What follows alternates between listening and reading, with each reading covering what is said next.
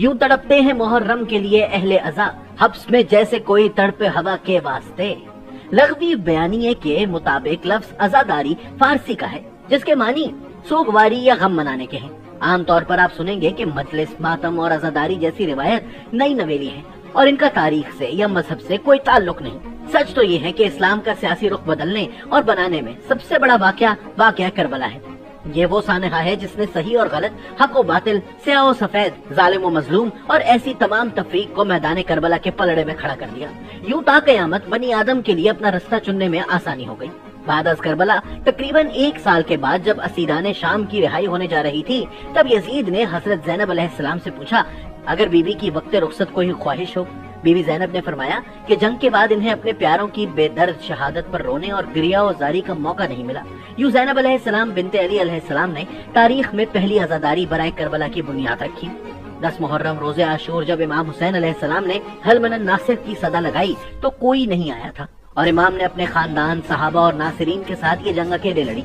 इस रोज के बाद मुसलमान, बिलखुसूस शिया मुसलमान अज़ादारी हुसैन का एहतमाम करते आए हैं और जमाने में होने वाली नाइंसाफी और अदम मसावात के खिलाफ यकाबाज होते हैं। साथ ही साथ मुहर्रम का पहला अशरा और इसमें होने वाली मजालिस कायनात के लिए याद दहानी है कि वाक़या करबला क्या था, क्यों था और किसके साथ पेश आया था।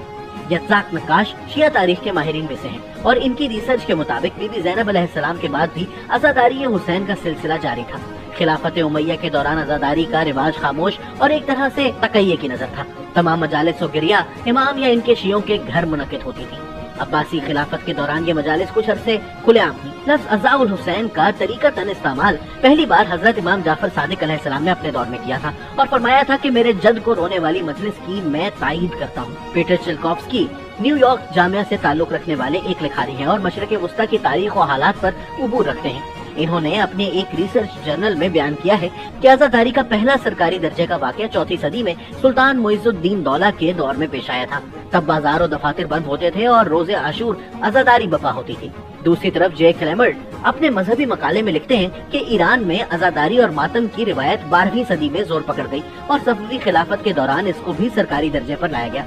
तैमूर लंग का दौर आया और अज़ादारी का दायरा जुग्राफिया फारस और इराक से निकलकर समरकंद, बुखारा और आगे तक आ गया। हम यहाँ सिर्फ तारीख अज़ादारी का बयान कर रहे हैं तो इन अदवार और बादशाहों की सियासी और मजहबी रुझानात का तज़किरा करना मुनासिब नहीं होगा। बरे सगीर में यूं तो हवाला है कि सिंध में जब अरब बसना शुरू हुए तो अज़ादारी का एहतमाम हुआ, मगर इस अज़ादारी की सही शुरुआत लखनऊ से हुई, जहाँ आज भी सबसे बड़ा मरकजी जुलूस रोज़े आशूर निकलता है। मरसिया की रिवायत यूं तो इमाम जाफर सादिक अलैहिस्सलाम के जमाने से है, लेकिन उर्दू में मरसिये को रूह बख्शने का सेहरा लखनऊ के सर जाता है।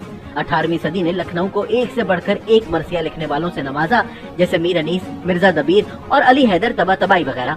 लखनऊ की अज़ादारी ने बरे सगीर में इमाम हुसैन के गम को आगे बढ़ाया और तबलीग की सूरत फैला दिया। 1930 में मौलाना सिब्ते हसन वो पहले मौलाना थे जिन्होंने लखनऊ में अज़ादारी को लेक्चर की शक्ल दी, जो आज तक तमाम मजालिस में दोहराई जाती है। मौलाना की इस तरीकत में पहले सलाम, फिर मरसिया, फिर जाकिर का बयान जो फजाइल और मसाइब पर मबनी होता है और सबसे आखिर में नोहा ख्वानी होती है। अज़ादारी ने 20वीं सदी में जो नया रुख लिया, इससे शिया मुसलमानों को पैगाम हुसैनी और मकसद हुसैनी को आगे बढ़ाने में मदद मिली। ये एक ऐसी तबलीग की सूरत इख्तियार कर गई है कि जो चाहे आकर बैठे, सुने, सवाल पूछे, समझे बिला तफरीक। मुहर्रम में होने वाली अज़ादारी दरअसल एक याद दहानी है हर सी रूह के लिए, चाहे वो किसी भी मजहब का हो, कि हर दौर में सोच 2 ही किस्म की हो सकती है, या हुसैनी या यजीदी। हर जमाने में हक की लड़ाई लड़नी होगी, सच की कीमत खून से अदा करनी होगी। दुश्मन बहुत, दोस्त कोई कोई होगा। इंसान को बेदार तो हो लेने दो, हर कौम पुकारेगी हमारे हैं हुसैन। समझे बिला तफरीक। मुहर्रम में होने वाली अज़ादारी दरअसल एक याद दहानी है हर सी रूह के लिए, चाहे वो किसी भी मजहब का हो, कि हर दौर में सोच 2 ही किस्म की हो सकती है, या हुसैनी या यजीदी। हर जमाने में हक की लड़ाई लड़नी होगी, सच की कीमत खून से अदा करनी होगी। दुश्मन बहुत, दोस्त कोई कोई होगा। इंसान को बेदार तो हो लेने दो, हर कौम पुकारेगी हमारे हैं हुसैन।